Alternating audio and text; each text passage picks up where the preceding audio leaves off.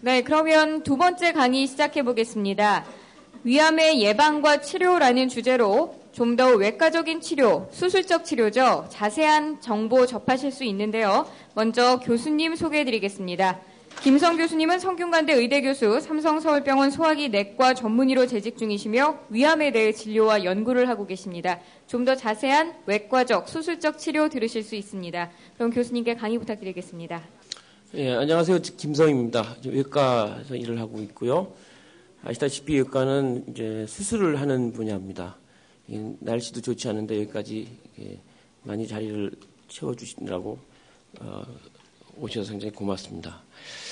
제가 말씀드릴 거는 이전에 김재준 교수께서 어느 정도 얘기를 했겠지만 수술과 관련된 얘기를 제가 먼저 하고 그 이후에는 다시 겹치는 내용이 될지는 모르겠습니다만은 많은 분들이 관심을 가지고 계시기 때문에 위암의 예방과 관련된 것을 잠깐 말씀을 드리려고 합니다.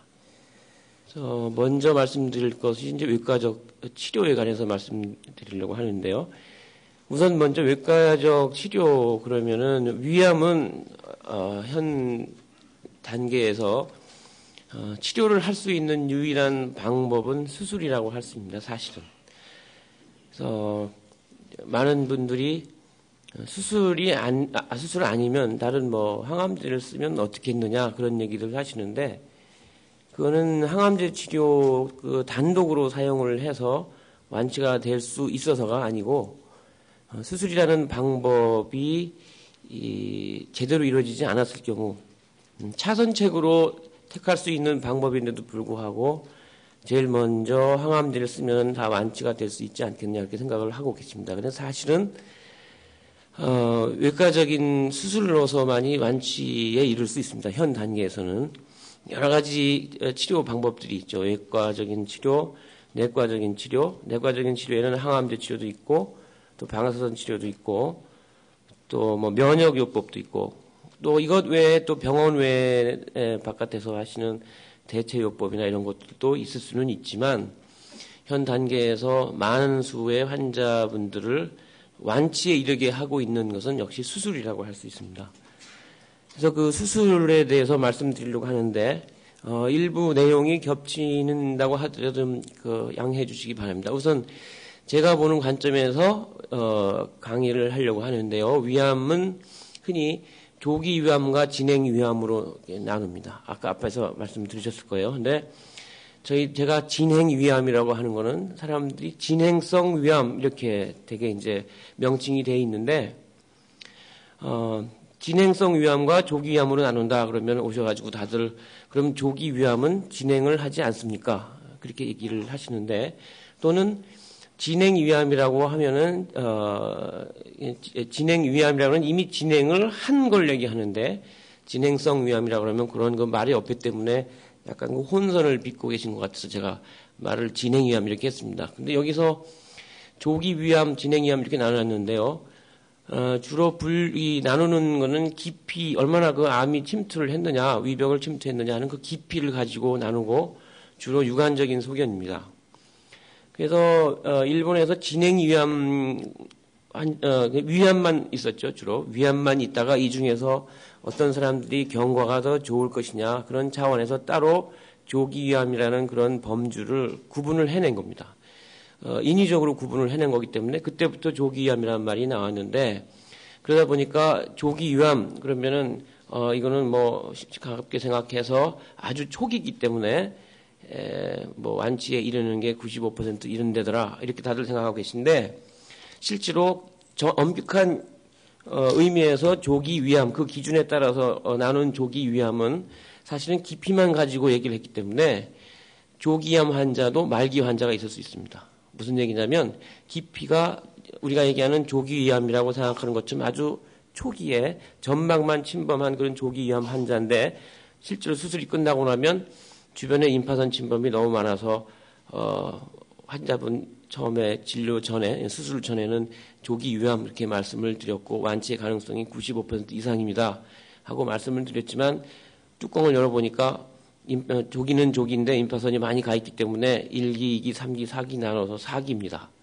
그래서 5년 사실 가능성이 불과 몇 프로밖에 안 됩니다. 이런 얘기가 나오는 거죠. 그러니까 그 문제를 조기위암 그런 그 단어에 너무 현혹되지 마시고 조기위암이라는 것은 깊이를 위주로 해서 나눈 것이다. 그렇게 아셔야 될 것 같아요. 이건 다들 약간 개념의 혼선을 갖고 있는 내용입니다. 두 번째, 위암의 분류를 1기, 2기, 3기, 4기 이렇게 나눕니다. 그거는 저거는 무엇과 관련이 있냐면 예후와 관련이 있습니다. 그러니까 수술을 하거나 어떤 치료를 하든지 치료가 끝난 다음에 결과가 어떻다더라. 그래서 1기 환자는 항암제만 썼을 경우에 어떻고 또는 뭐 수술을 하고 항암제를 썼으니까 어떻고 이런 식으로 결과가 나올 텐데 대개 이제 1기, 2기, 3기, 4기의 치료 방침이 그래서 정해집니다. 결국은 1기, 2기, 3기, 4기라는 것이 그 환자의 예후를 얘기할 수 있기 때문에 조기 위암이라고 생각이 되더라도 4기인 사람은 결과가 아주 안 좋고 진행 위암이라고 생각이 됐는데 1기 B도 있습니다. 그러면 그런 사람들은 훨씬 결과가 좋은 거예요. 그래서 환자가 수술이나 치료 이후에 어떤 결과가 나오는 것은 병기에 따른 경우가 많습니다. 물론 저것도 아주 완벽하게 정확하지는 않고 어떤 경향을 나타내는데 충분히 예후 예측 인자로 쓸 수 있습니다. 그래서 여기는 이제 위벽의 침투 깊이, 또 임파선 침범 정도, 또는 다른 장기에 얼마나 침범을 했느냐 하는 그런 내용을 전부 다 종합적으로 따져서 1기, 2기, 3기, 4기로 분류하기 때문에 앞으로 치료 결과가 어떻게 될 거냐 하는 거는 조기냐 진행위암이냐 하는 것도 물론 차이가 있지만 주로 1기냐 4기냐 하는 그 내용이 더 중요하다는 걸 확실히 해두는 게 좋겠습니다. 그래서 조기암이냐 진행위암이냐 하는 거는 아까 말씀드린 것처럼 여기 보시면은 조기위암은 깊이가 이 점막층에서 점막 하층까지 좀 이런 모양을 보면 좀 낯설지 모르겠습니다만 이게 이제 그 장의 현병형으로 본 사진인데 단면입니다. 단면. 그래서 이게 점막층이고 점막 하층인데 여기까지를 조기위암이라고 합니다. 깊이만 따지고. 그다음에 이 근육층을 침범했을 경우에는 진행위암이라고 이렇게 나누는데 이게 이제 일종의 울타리 역할을 하는 거죠. 물론 여기도 울타리가 하나 있습니다. 이 울타리가 있고 이 울타리가 있는데 암세포가 자라가지고 파고 들어가서 이 울타리를 궁극적으로 파괴해서 내려가면 진행위암이라고 합니다. 그 이유는 이 울타리를 파고해서 들어갔을 경우에는 단지 여기에 머물러 있지 않고 이런 여기 있는 많은 임파선이나 혈관을 타고 다른 데 멀리 갈 수 있기 때문에 그렇습니다. 그러니까 여기에 모여 있는 거는 조기위암 위치로 분류를 해서 조기위암이랬던 거는 대개 보면은 어느 한 집에 문제가 있으면 그 집안 내에 울타리 안에 문제가 있는 건데 이 울타리를 넘어가 버리면 담 밑에 있을지 아니면 버스를 타고 어디 다른 동네 갔을지 모른다는 얘기입니다. 그렇기 때문에 이걸 기준으로 해서 진행위암이라는 것이 이제 결과가 안 좋다 이렇게 분류를 해놓은 겁니다. 그래서 조기위암의 사진은 이런 모양이고요. 아까 말씀드린 것처럼 임파선 전이하고 관계가 없습니다. 임파선 전이와 관계가 없기 때문에 조기위암에다가 임파선 침범, 타장기 침범 여부가 다 포함이 돼야 할 수 있고 예후를 예측할 수 있고 조기위암만 따라 본다면 결과가 그래도 좋은 편입니다. 그래서 90% 이상의 완치율을 기대한다. 물론 수술을 한다면 그런 뜻이 되죠. 모양은 아까 얘기를 했을 텐데 여러 가지 모양이 있습니다. 이거는 육안적으로 분류를 우리가 하는 것이고요. 예후에는 커다란 차이는 없습니다. 약간의 차이는 있을 수 있는데 커다란 차이는 없고 치료 방침이 약간 달라질 수 있습니다. 점막절제술 얘기를 들으셨을 텐데 그런 점막절제술을 하느냐 못하느냐 하는데 이 분류가 쓰이긴 합니다. 수술과 관련돼서는 크게 차이 없습니다. 그 다음에 진행위암은 아까 말씀드린 것 같이 근육층 이상을 침범한 것을 얘기를 하고 그런 경우에는 대개 임파선 또는 원격 전이 등이 있기 때문에 병기로 분류하는 것이 타당합니다. 여기 보시면은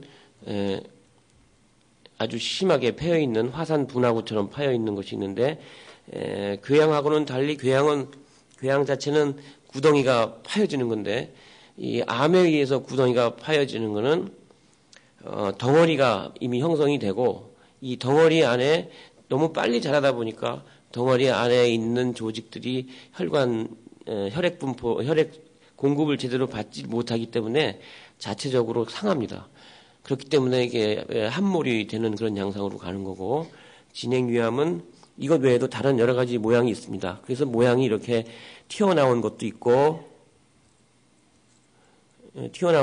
패인 것도 있고 또 옆으로 퍼진 것도 있고 그런데 여기 보시면 아주 애를 먹이는 것이 네 번째 이런 겁니다. 근데 이런 거는 주로 저희들한테 개인 병원에서 내시경을 그렇게 열심히 했는데도 뭐 6개월에 1년에 한 번씩 꼬박꼬박 열심히 했는데도 암이 안 나왔다가 암 진단이 나서 저희 병원에 왔더니 3기다. 왜 그런 일이 있을 수 있느냐. 그런 질문을 하게 되는 게 되게 이런 유형입니다. 그래서 사실은 아주 경험이 많은 의사들도 진단하기가 어려운 것인데 이 점막 상층은 거의 정상으로 보이지만 벽 속으로 이렇게 파고 들어가가지고 덩어리가 보이거나 패여있질 않아서 증상도 없고 잘 나타나지는 않습니다. 네, 저런 경우를 관심 있게 이제 봐야 진단이 이렇게 늦거나 그걸로 해서 어느 정도 진행이 많이 된 다음에 진단하게 되는 일이 줄어들 걸로 생각이 됩니다. 그래서 말씀드린 것처럼 몇 기냐 하는 문제가 나오는데 이건 결국 예후와 관련되는데 보시다시피 저희들이 분류는 1A, 1B, 2, 3A, 3B, 4 이렇게 나눕니다. 물론 이 끝으로 갈수록 결과가 안 좋습니다. 아까 말씀드린 것처럼 그래서 조기위암도 3기나 4기가 될 수 있다. 그런 내용상의 정확한 이해가 있으셔야 될 것 같고, 그다음에 말씀드린 것처럼 이 분류라는 거는 몇 기냐 하는 것은 수술 전에 하는 그 분류와 수술 후에 하는 분류가 다릅니다. 그래서 수술 전 분류와 수술 당시의 분류, 수술 후 분류가 다를 수 있는데 결국 그 정확하게 얘기할 수 있는 건 수술 후에 한 4, 5일 후에 조직검사 결과가 나온 다음이래야 모든 걸 종합해서 확실한 결과를 얘기할 수 있습니다. 그래서 그걸 당식하여 1기부터 4기까지가 나눕니다. 그래서 수술 전 분류는 틀릴 수 있습니다. 아까 보여드렸다시피 이제 그거를 깊이에 따라서 나눕니다. 그래서 1, 2, 3, 4 깊이도 점막층과 점막 하층, 또 근육층, 장막 하층, 장막층 이렇게 이 단계적으로 뚫고 나가는 깊이에 따라서 1, 2, 3, 4 이렇게 나눠놨습니다.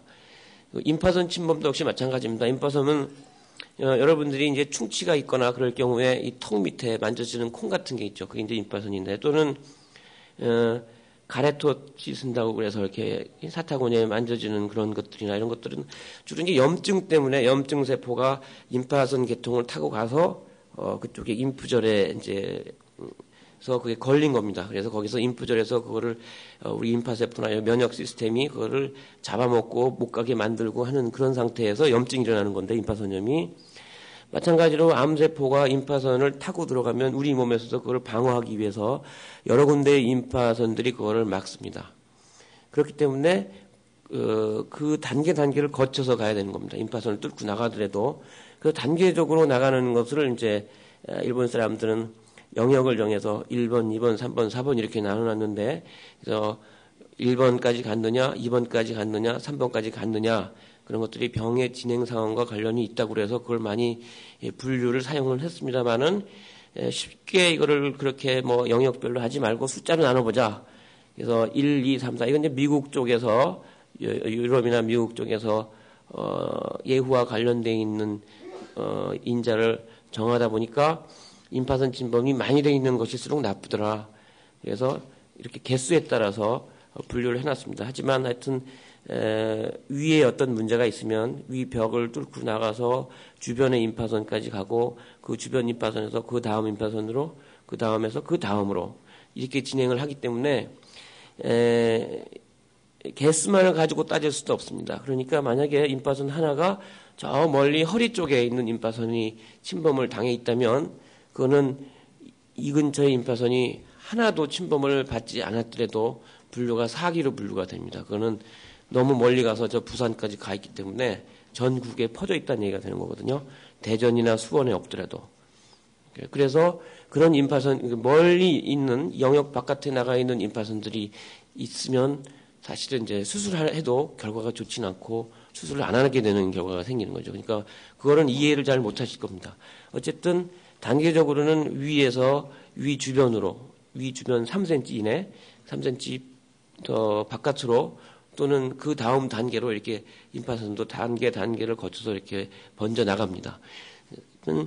아까 깊이를 얘기했는데 여기서 임파선 침범은 수에 따라서 분류를 하더라도 예후를 측정하는데 큰 도움이 되겠다 해서 이렇게 수로 분류를 하고 있습니다. 그래서 수술은 이제 최근 경향을 보면 여러 가지 수술 방법에 대해서 말씀을 많이 들었을 텐데 최근에 많이 얘기되고 있는 게 이게 점막 절제술, 내시경으로 수술하는 겁니다. 두 번째는 이제 복강경으로 수술하는 겁니다. 그 다음에 흔히 하는 것이 이제 근치 수술이라고 해서 여태까지 종래 해왔던 그런 수술들입니다. 그 외에도 아주 초기에 레이저를 써서 그걸 태워버리는 것도 있고 또는 소련이나 이런 그런 나라에서 개발한 광역학적 치료도 있습니다. 하지만 이 두 가지 경우는 아주 초기에 시행하는 것이기 때문에 거의 해당 사항이 없습니다. 대부분이. 그 외에 이제 레이저 치료라는 거는 이게 이제 치료 방법의 하나이기 때문에 치질 수술도 레이저를 할 수도 있고 또 뭐 눈 수술도 레이저를 할 수도 있고 복부 수술도 레이저를 할 수 있고 레이저는 그냥 단순히 우리가 치료로 하는 치료 도구입니다. 치료 도구일 뿐이지 수술명이 되는 건 아닙니다. 어쨌든 레이저를 써서 하는 방법도 있을 수 있지만 이 두 가지 치료를 할 수 있는 분들은 아마 거의 없다고 생각을 해도 과언이 아닐 겁니다. 그 외에 아주 초기에 이제 점막절제술을 할 수 있는데 이것도 한정적으로 하고 있습니다. 몇 가지 기준에 맞춰서 수술을 열심히 했는데 재발을 하면 안 되니까 재발이 없을 정도의 아주 초기 환자들을 모아서 하고 있고요. 그리고 그런 환자들인데도 불구하고 점막절제술이 안 되거나 또는 개복 수술은 나는 죽어도 못하겠다. 흉터가 나는 너무 크게 생겨서 싫다라든가 그래서 몇 가지 이유로 해서 복강경 수술을 할 수는 있습니다. 복강경 수술은 나중에 다시 설명을 드리겠지만 흉터가 작다는 장점이 있고 또 흉터가 작기 때문에 회복이 빠릅니다. 그래서 회복이 빨라서 입원 기간이 단축되고 흉터도 작고 또는 뭐 통증도 적고 하는 그런 장점이 있기 때문에 최근에 많이 이제 시도를 하고 있는데 아직까지도 복강경 수술은 일본에서조차 복강경 수술을 한 결과가 5년 생존율이 얼마더라 하는 게 지금 나와 있지는 않습니다. 그래서 최근에 이제 나오기 시작을 하는데 우리나라도 5년 결과가 나오려면 아직도 더 기다려야 됩니다. 그렇기 때문에 이거를 하면은 5년을 지금 그 전에 개복수를 하던 것 같은 결과를 100% 보장받을 수 있느냐 근데 그거는 아무도 얘기할 수 없고요. 그렇기 때문에 아주 초기인 환자들을 골라서 하고 있는 겁니다. 점막절제술이나 복강수술은. 그래서 만약에 해당이 된다면 이 두 가지 수술의 하나를 선택을 해서 하는 거는 좋습니다. 단지 의사들이 정확하게 그런 기준을 잘 알고 있는 의사의 의견을 따라서 하는 게 좋겠죠. 그래서 복강경 수술은 여러 가지 방법이 있습니다. 부분 절제도 있고 또는 위 전체 또는 위에 3분의 2, 4분의 3 저희들이 수술하는 거하고 똑같이 할 수도 있습니다. 그 다음에 흔히 하고 있는 것이 이제 근치 수술인데 여태까지 해왔던 것들이요. 근치 수술은 두 가지 과정으로 나눕니다. 우선은 잘라내는 것, 절제. 그 다음에 잘라내는 것으로 끝나는 게 아닙니다. 그거를 복원을 해서 음식이 내려가게 해줘야 될 겁니다. 그래서 근치 수술이라고 그러면은 예를 들어서 손톱 끝에 어떤 악성 세포가 있다 그러면 이 손가락 하나 자르는 게 아닙니다. 그것이 임파선을 타고 겨드랑이까지 갈 수 있기 때문에 팔 전체를 자르고 겨드랑이에 있는 임파선들을 도려내는 겁니다. 그게 이제 원래의 근치 수술의 개념인데 그렇기 때문에 바깥에서 여러분들이 볼 때는 상처는 다 똑같아 보여도 근치 수술이 된 사람과 안 된 사람은 뱃속에서는 달라져 있습니다. 저희들이 수술할 때 위만 잘랐느냐, 위 주변의 임파선을 주변에 1단계 임파선, 2단계 임파선, 3단계 임파선까지 다 절제를 했느냐 하는 것이 눈으로 구별이 되지 않습니다. 그래서 이거를 위암 수술을 하는 의사들이 모여가지고 계속 어떤 것이 표준 수술이냐, 어떤 상태일 때 어떤 수술을 하는 것이 가장 표준 수술이고 이득도 많이 얻고 손실도 적느냐 그런 것을 계속 모여서 토의를 해서 결정을 합니다. 그래서 근치 수술이 제일 흔히 이루어지고 있고 이루어지고 있는 수술이라고 말씀드릴 수 있고 현재까지는 이런 그 근치 수술을 해서 많은 분들이 뭐 조기 위암 같으면 90%, 95% 이상의 그런 좋은 결과를 거뒀던 겁니다. 사실은요. 그래서 저희 병원에서는 다른 병원하고 거의 비슷합니다만은 근치 수술은 수술이 될 수 있는 사람이라 되겠죠. 전신 상태가 수술의 금기가 아닌 환자. 그러니까 예를 들어서 이 사람은 수술을 하면 틀림없이 돌아가신다. 뭐 심장이 뭐 예를 들어서 마취를 할 수 없는 상황이다. 이런 분들이 아니면 수술할 수 있고 또는 뭐 다른 수술이 가능하다면 구태여 근치 수술을 해야 되겠느냐. 그래서 다른 소규모 수술, 축소 수술이라고 저희 얘기하는데 이런 축소 수술이 된다면 구태여 근치 수술까지는 안 가는 게 좋겠다. 그게 저희 병원 생각이고 이런 추세로 가고 있습니다. 또는 반드시 위암이라는 증명이 돼야 되겠죠. 그래서 외래로 왔을 때는 다른 병원에서 위암이 의심된다고 합니다 하고 오는 환자들은 수술을 안 합니다. 사실은 저희 병원에 다시 내시경을 한이 있어도 확실하게 위암이라고 판정이 난 사람들을 수술을 하는 겁니다. 물론 경우에 따라서는 그 병원의 진단이 틀릴 수도 있습니다. 그렇기 때문에 그쪽 병원의 슬라이드를 갖고 오라고 해서 판독을 하고 경우에 따라서는 아주 초기 병변일 경우에는 그쪽에서는 암이 있었는데 우리는 없을 수도 있고 그쪽에 없었는데 우리한테 있을 수도 있고 그렇습니다. 그래서 그거를 확실하게 객관적인 자료를 가지고서 수술을 하고 있고 또 원격전이 없는 환자를 주로 하고 있습니다. 그 얘기는 뭐 머리에 가 있다든지 발끝에 가 있다든지 이렇게 아까 말씀드린 것처럼 전신에 번져 있는 것 같은 사람들은 수술을 해도 효과가 별로 없기 때문에. 근데 예외는 있습니다. 예외적으로 이런 상황에도 수술을 해야 되는 경우가 있는데 나중에 말씀드리겠습니다만은 대체로 개념적으로 보면은 수술이라는 거는 국소적인 치료입니다. 이렇게 아까 말씀드린 것처럼 팔을 하나 절단하는 것처럼 국소적인 치료인데 반해서 이 원격 전이가 있는 사람들은 전신에 번졌기 때문에 전신 질환이라고 보는 겁니다. 그래서 전신 질환이라 그러면 이제 약을 써야 되겠죠. 그래서 전신 질환인 환자를 약을 써서 전신 질환이 해소가 되고 국소적으로 질환이 모여 있으면 다시 수술할 수도 있습니다. 그런 개념이 최근에는 이제 유도화학 요법이라고 해서 수술 전에 항암제를 먼저 쓰는 시도를 해볼 수도 있는데 어쨌든 원칙적으로는 이와 같은 경우에 수술을 합니다. 그다음에 이제 근치 수술의 그 금기 중에 하나가 나이를 얘기들을 많이 하시는데요. 여러분들 중에 나이가 80이면 수술을 해야 되느냐 뭐 그런 질문들을 많이 하시는데 저는 그런 분들한테 뭐라고 말씀드리냐면 우리나라의 지금 평균 연령이 남자가 아마 73세로 되어 있을 겁니다. 여자가 77세인가로 되어 있고 그러면 환자분이 80세면 평균 연령 이상으로 사신 분이기 때문에 이분이 언제 돌아가실지 모릅니다. 그래서 수술을 잘 마쳤는데도 불구하고 한 달 후에 심장마비로 돌아가실 수도 있고 또 중풍이 생겨서 그것 때문에 돌아가실 수도 있고 그거는 뭐 예측할 수가 없습니다. 그렇기 때문에 수술을 그러면 하지 말아야 되겠느냐. 이분이 만약에 예를 들어서 100세까지 수명이 돼 있다면 수술을 반드시 해야 되겠죠. 하지만 현재 84세인데 85세로 맞춰 있다면 수술을 안 해도 될 겁니다. 어떻게 생각하면. 그런 차원에서 이해를 해야 되는데 그 나이라는 것이 크게 문제는 되지 않고 현재 이 상태의 전신 상태가 어떠냐. 한마디로 얘기해서 그분의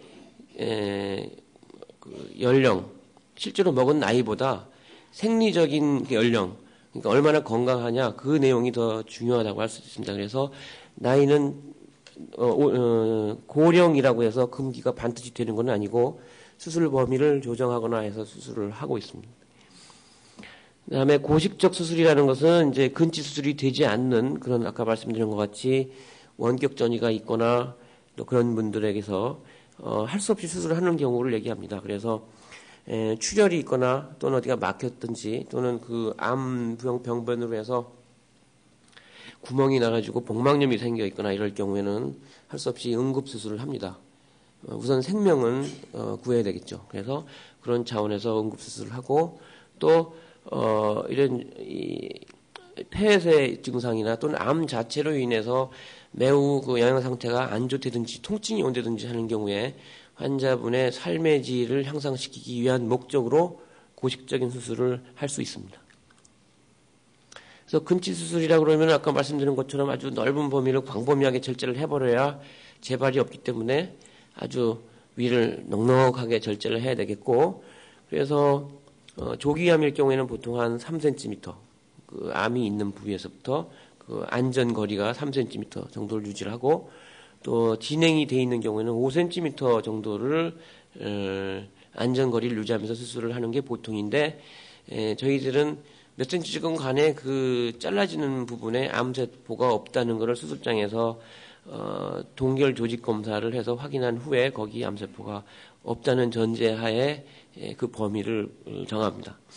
두 번째로는 말씀드린 것처럼 만약에 1단계 임파선까지 가 있을 경우에는 2단계까지 임파선을 도려내야 안심이 될 겁니다. 그래서 만약에 임파선이 손목지나 팔꿈치까지 가 있으면 팔 전체를 도려내고, 임파선이 예를 들어서 손 끝에서 손목에 있으면은 팔꿈치도 도려내고, 이게 한 단계씩 더 절제를 해내고 있습니다. 그런 식으로 넓은 영역의 임파선을 절제를 하는데, 현재 표준 수술은 영역 2, 그러니까 1단계 다음 단계까지 포함해서 임파선을 수술을 해냅니다.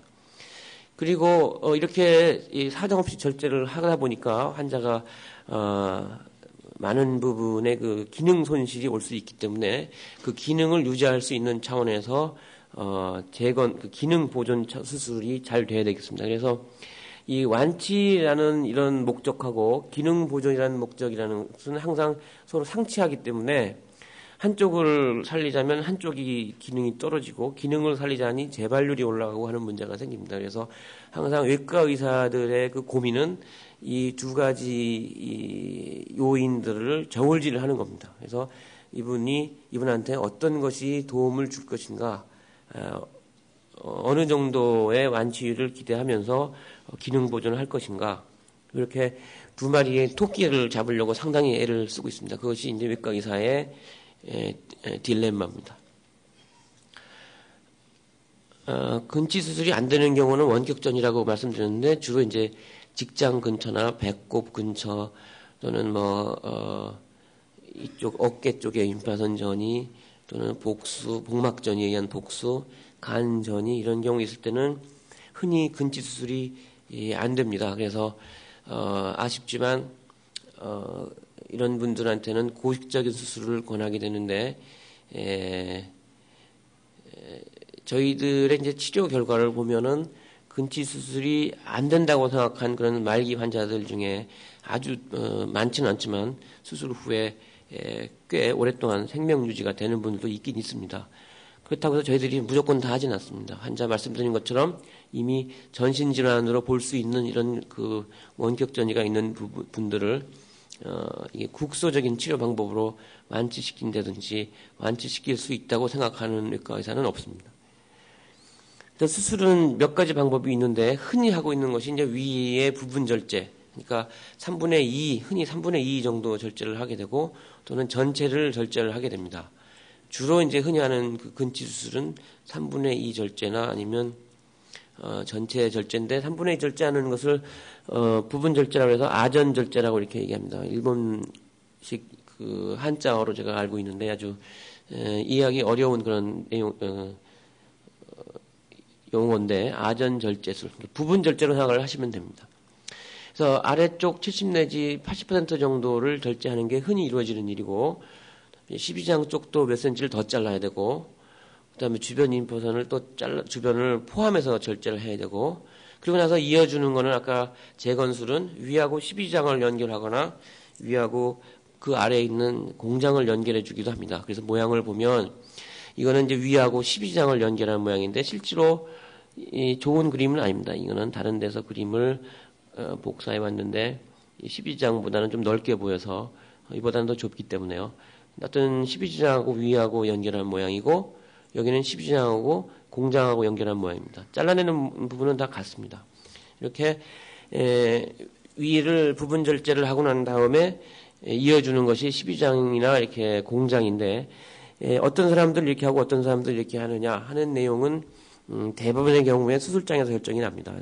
저희 병원에서는 거의 모든 분들이 이런 수술을 하고 있지만 일부 암이 아주 12장에 가까워서 12장 근처에서 재발할 가능성이 많다고 생각되는 경우에는 이렇게 연결을 해놓으면 여기서 재발할 가능성이 많기 때문에 이런 방식으로 돌려야 되겠고, 또 이런 수술을 하려면 이게 어느 정도 여유가 있어야 되는데 여유가 없는 부분들은 이렇게 해야 되겠고, 또 한 가지는 이 아래쪽에 암이 있지만 너무 심해서 위벽을 뚫고 나와가지고 이 주변에 좀 번져 있으면 이런 수술하면 이 근처에서 재발을 합니다. 그렇기 때문에 그럴 때는 이런 수술로 합니다. 그거는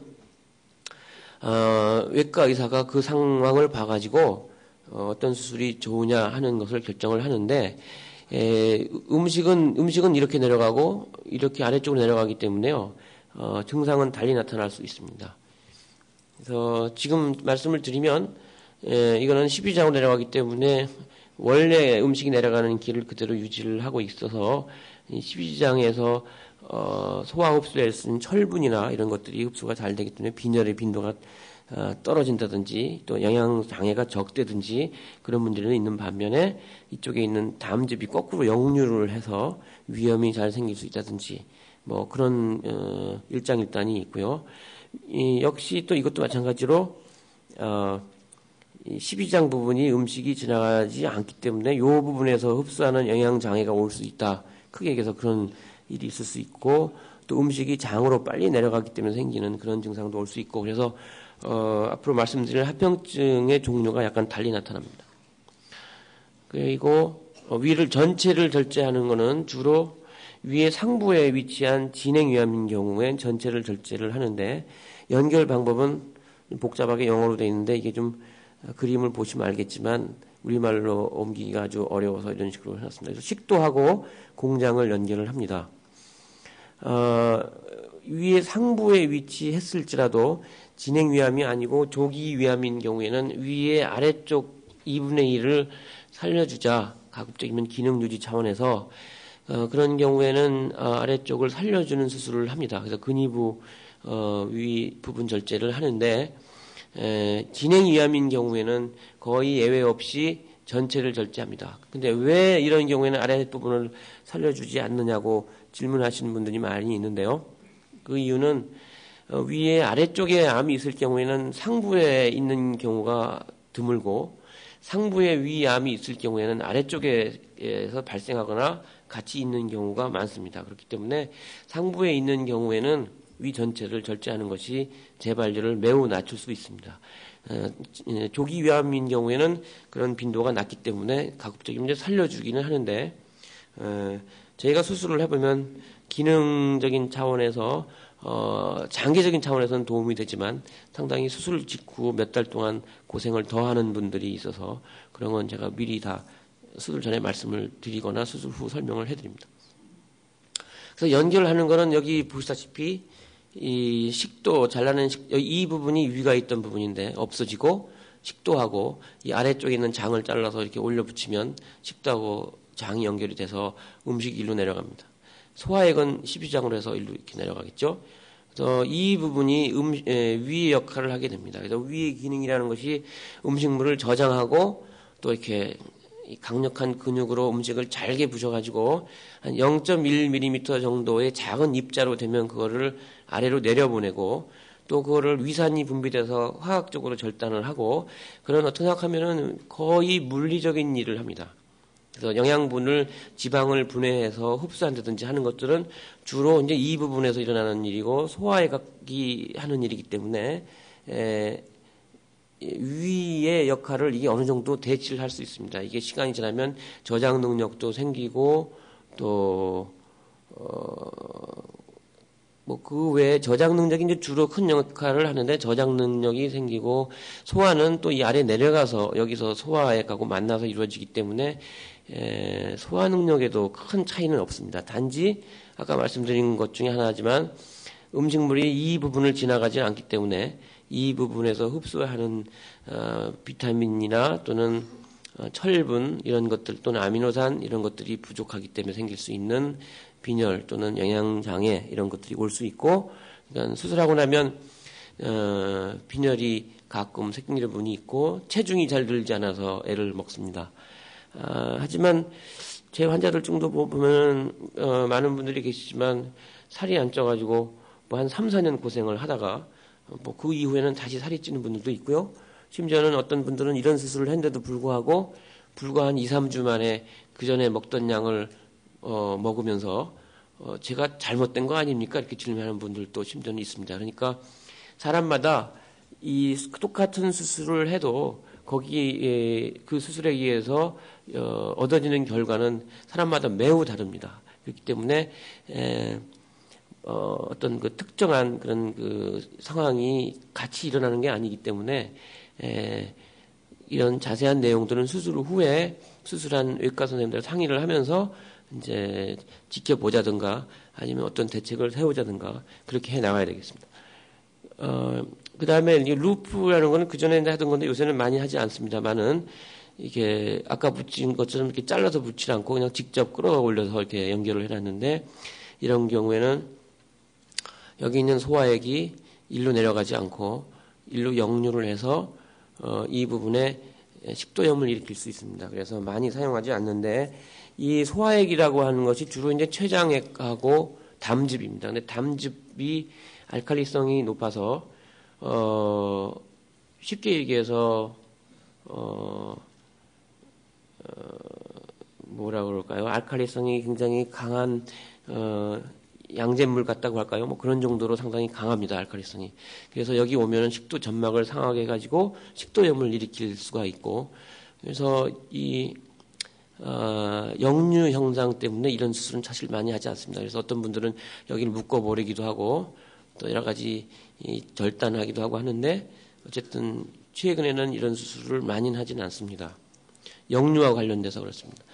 근데 확대 위전 절제술이라고 하는데 이거는 아까 말씀드린 것처럼 분명히 위 바깥으로 나가서 여기저기 번지긴 했는데 멀리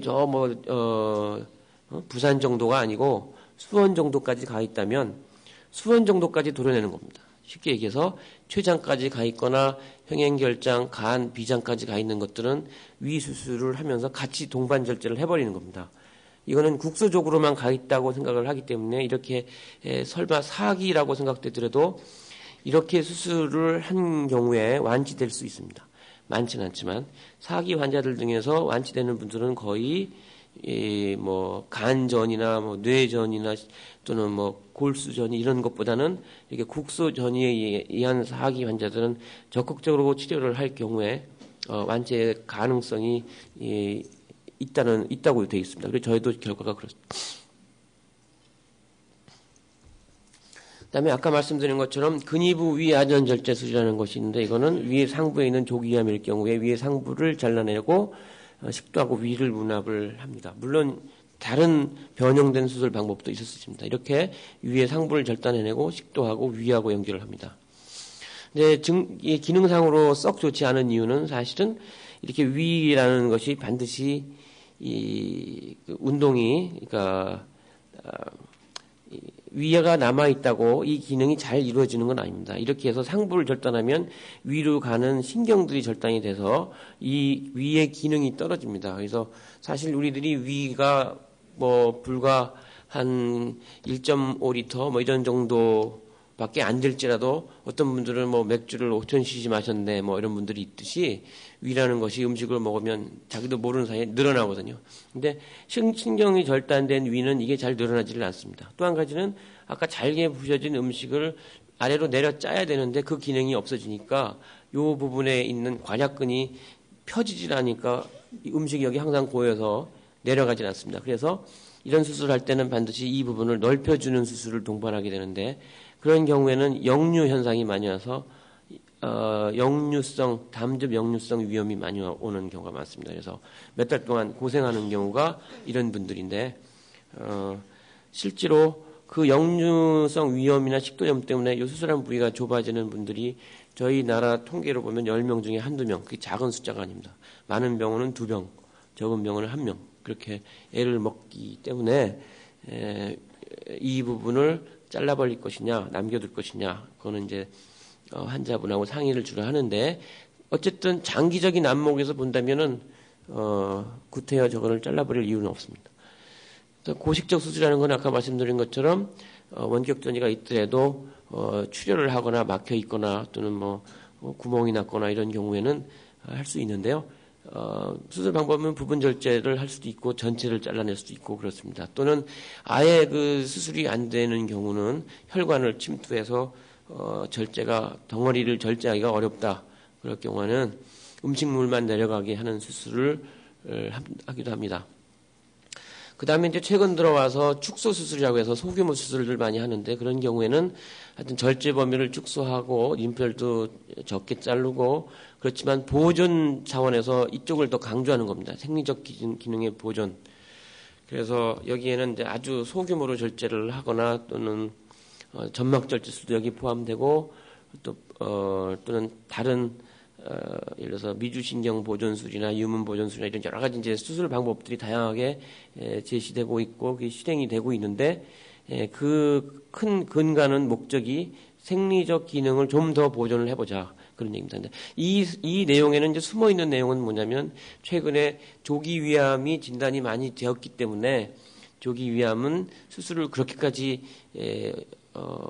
크게 하지 않아도 어느 정도 치료 완치율을 기대할 수 있으니까 가급적이면 기능 보존 차원에서 수술을 해보자 이렇게 얘기가 되는 겁니다. 그래서 축소 수술을 진행된 분들한테 해당되는 게 아닙니다. 그래서 진행이 많이 된 분들이 나는 그든지 좀 축소 수술을 해달라. 그거는 이치에 맞지 않는 얘기입니다. 그래서 어쨌든 이 조기 위암인 경우 그러니까 진행이 되어 있지 않은 경우에 주로 이런 축소 수술을 시행을 하고요. 그래서 그 수술 범위에는 아까 얘기 나왔겠지만 점막절제술 또는 뭐 복강경 수술 이렇게 하고 복강경을 이용한 수술에는 여러 가지 방법들이 있습니다.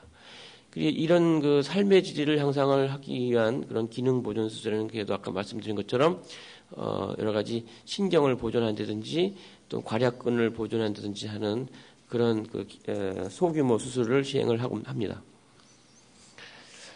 그 다음에 수술할 때 그러면 어느 정도까지 자를 거냐 하는 건 아까 뭐 3분의 2, 4분의 3 이렇게 해놨는데 사실은 우선 먼저 정확하게 암이 어디에 위치하고 있는지를 파악을 해야 됩니다. 그래서 의외로 그 암 위치를 파악하는 것이 수술 전에 검사를 참 그렇게 많이 하는데도 불구하고 막상 수술실 들어가서 검사 위치를 찾는 거는 매우 원시적입니다. 손으로 만져서 찾습니다, 되게. 그래서 이렇게 손으로 만지거나 그것도 안 되면 조기암일 경우에는 잘 찾아지질 않으니까 이렇게 내시경으로 확인하거나 색소로 염색을 해서 찾거나 또는 그 금속 클립으로 표시를 해서 수술장에서 찾거나 이렇게 합니다. 뭐 크게 중요한 내용은 아니지만 그 수술이라는 것이 이렇게 이루어진다는 걸 말씀드리기 위해서 사진을 갖고 왔는데 보면 이렇게 손으로 만질 수밖에 없습니다. 이 안쪽에 내시경을 하거나 그러면 이 안쪽을 뒤져본 건데 바깥에서는 이 안쪽이 보이지 않기 때문에 수술 현장에서는 손으로 만지거나 수술장에서 내시경을 넣어서 이렇게 내시경 불빛을 비춰가지고 이 부위를 찾거나 또는 색소를 쏴서 색소가 번지는 양상을 보거나 또는 수술 전에 미리 이 철사를 이렇게 표시를 해놓고 여기는 이제 이 부분인데 이런 경우에는 잘 만져지질 않기 때문에 저 철사를 다시 또 만져서 찾아가지고 수술을 하거나 그렇습니다. 그 다음에 이제 최근에 축소 수술을 할 경우에는 이렇게 색소를 투여를 해서 주변에 임파선으로 이렇게 번진 임파선만 우선 먼저 봅니다. 그러니까 좋은 예는 아니겠지만 이제 여기에 문제가 있을 경우에 여기는 예를 들어서 교통수단으로 치면은 시외버스 터미널 정도 되는 겁니다. 그래서 여기 이제 암이 있는데 이 시외버스 터미널을 떼어가지고 조직 검사를 해가지고 여기 암이 없으면 이게 임파선 타고 가지 않는구나 하고 조그맣게 잘라내는 겁니다. 그래서 축소 수술을 할 수 있는 기준을 만드는 건데 만약에 여기까지 가 있다. 그렇다면 이건 축소 수술로는 안 된다. 그래서 좀 광범위하게 수술을 하자. 이렇게 이제 정하는 거죠. 그래서 최근에는 이런 검사들도 많이 사용을 하고 있습니다. 저희 같은 경우에는 이제 복강경 수술의 기준은 아까 말씀드린 내용과 일맥상통한데 어쨌든 사용하는 걸 보면 진단적으로 복강경을 사용을 하거나 또는 부분적으로 절제를 하거나 또는 아주 소규모죠, 이거는.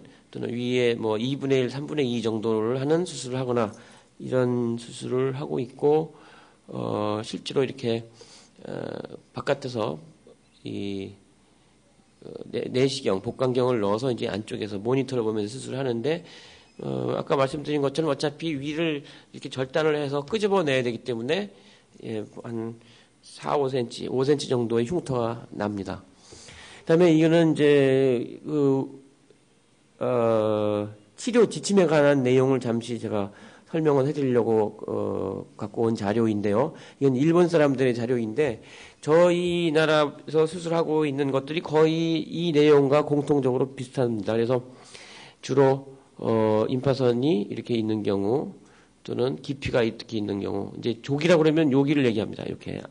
요 부분을 조기인데, 조기에서도 임파선이 없으면 축소 수술이나 뭐 이게 가능하고, 임파선이 있더라도 축소수술 하는 사람이 있고, 정형 수술이라는 거는 일본 용어인데, 근치 수술을 하는 사람들이 있고, 요게 이제 여러 가지 치료 방법이 다양해지고요. 보시면 알겠지만 나머지는 거의 근치 수술입니다. 여기 전부 다. 그죠? 거의 근치 수술이고, 여기는 이제 확대 수술, 합병절제, 이건 좀 심한 사람들이니까. 근데 어쨌든 소규모 수술보다는 현재 대부분의 환자들은 근치 수술을 하고 있습니다.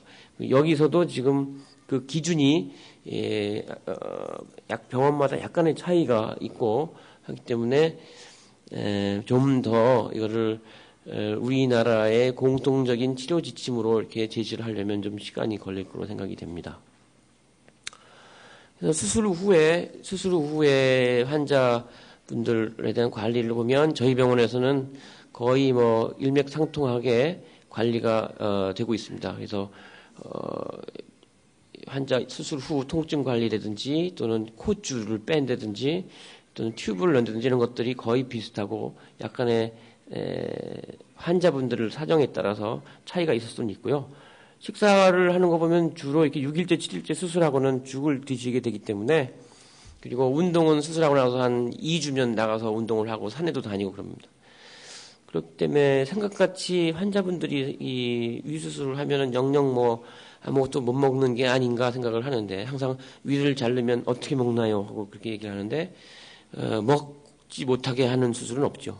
식사를 할 수 있게 해놔야 수술이 성공적으로 이루어질 수 있는 거기 때문에요. 근데 결과를 보면 이렇게 뭐 불과 한 일주일이면 웬만큼 식사를 다 합니다. 그래서 이렇게 해놨지만 이보다 더 먼저 또 밥을 드시게 되는 분들도 있고 해서 그렇게 뭐 식사하는 것이 좀 불편하긴 하고 몇 달 고생은 하겠지만 전혀 못 먹고 굶는 상태는 아닙니다. 그다음에 수술 후에 합병증들은 뭐 다른 수술과 거의 같은데요. 출혈을 하거나 또는 수술 부위가 문합 부위가 붓질 않고 벌어져 버리거나 또는 위가 남은 부분 혈액 순환이 안 돼서 죽어버리거나 뭐 이거는 뭐 거의 공통적인 그 합병증이라고 할 수 있고, 위와 관련돼서 생길 수 있는 후기 합병증들이 이제 관심이 많은 환자, 수술 받은 분들한테도 관심이 많은 내용인데, 아까 말씀드린 것 제일 많은 분들이 이 담즙 역류성 위염으로 고생을 합니다. 실제로 보면. 그래서 이런 경우에는 대부분이 한 1년 정도 지나면 회복이 되고요. 또는 약물로서 치료가 가능합니다. 근데 이것 때문에 몇 년 고생하는 분들도 있어요. 그런 경우에는 담즙 역류성 위염을 해결하기 위해서 수술을 하는 수도 있습니다. 사실은 수술을 해서 역류를 방지하도록 그 사이에 길게 장을 대준다든지 장 운동을 거꾸로 가게 이렇게 거슬러 올라가게 바꿔준다든지 그런 수술이 있지만 우리나라에서 그 수술까지 가는 경우는 많지 않습니다. 그 다음에 조기 낙하 증후군이라고 하는 그런 덤핑 증후군인데, 그 음식이 빨리 내려가기 때문에 생기는 것인데요. 증상이 이제 크게 조기 그러니까 수술 후 직후에 생기는 식사 후 한 30분 정도에 생기는 경우 있고 한 3시간 정도에 생기는 게 증상이 보통 두 가지로 이렇게 나타날 수 있는데, 이것도 수술한 환자들 중에 10명 중에 한두 명 정도는 생길 수 있지만 시간이 지나면 1년을 넘어가면 거의 없어집니다. 근데 그 이후에도 있는 사람도 있습니다. 물론 그래서 이런 증상들이 100명에 한두 명 정도는 남아있는 것 같아요. 1년이 지나도요. 이 설사의 원인은 정확하게 밝혀져 있지는 않지만 미주신경이 절단돼서 생기는 거라고 생각이 되고, 설사 외에도 아까 어떤 분이 그런 질문을 하시는 걸 뒤에서 잠깐 들었는데, 장 운동이 조절이 안 됩니다. 한마디로 조화스럽게 운동이 안 돼서, 장 운동이라는 거는 이렇게 파도가 밀려가듯이 이렇게 쭉 그 운동이 위에서 아래쪽으로 내려가야 되는데, 그 신경 자체의 시스템이 파괴가 되기 때문에 위 주변에서 그게 뭐랄까 전기 자극을 자동차 제너레이터로나요. 전기 발전기가 거기 있는데 그게 잘라져 나가거나 길이 잘리면 산지 사방에서 내가 그 전기를 발생을 하겠다 하고서 장 여기저기서 막 움직이게 됩니다. 그러면 조화롭게 장이 파도 치듯이 움직이질 않고 여기서 한번 저기서 한번 움직이기 때문에 마치 그냥 뱃속이 이 전쟁이 난 것처럼 여기저기서 막 한꺼번에 움직이게 되고, 음식이 제대로 흡수가 되지도 않은 상태로는 쭉 내려가 버리거든요. 그래서 설사 외에도 또 그렇게 소화가 안 된 채로 덜 소화되는 그 내용물이 내려갑니다. 특징적인 거는 그런 분들 대변 보고 나면 변기에서 뜨거든요. 소화가 안 돼서. 이제 그런 분들이 한 1, 2년 지나면 이제 가라앉으면서 소화가 된 편을 보게 되는데, 그런 장 운동과 관련돼서 변이 묽게 나오고, 음식을 먹자마자 화장실 가고 이렇게 고생하는 분들이 있습니다. 그 외에도 장이 폐색되거나 여러 가지 꼬인다든지 영양 흡수 장애, 또는 뭐 감을 먹느냐 마느냐 하는 얘기가 있는데요. 뭐 그런 것들에 의한 분석이라고 하죠. 그게 생길 수 있습니다. 돌이죠, 일종의.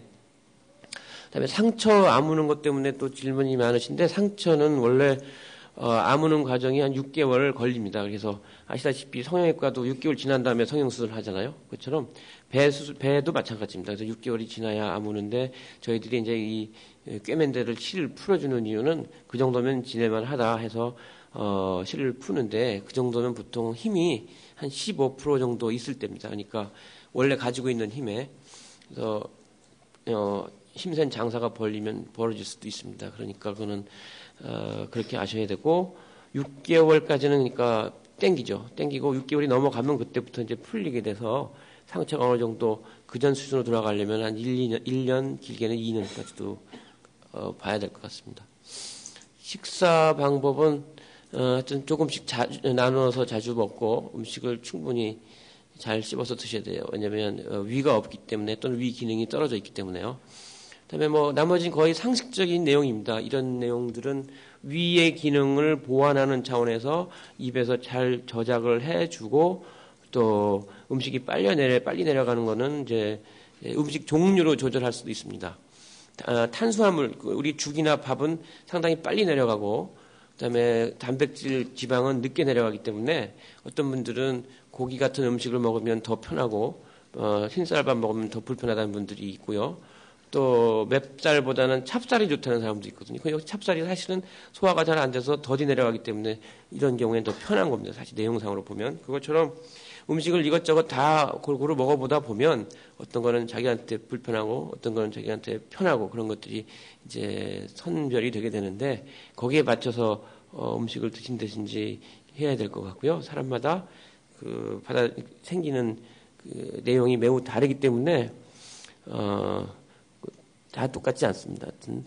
공통적으로는 이제 이런 어느 정도의 상식적인 원칙을 지키고 하는 게 좋겠고요. 이 생존율 관련된 건 생략하겠습니다.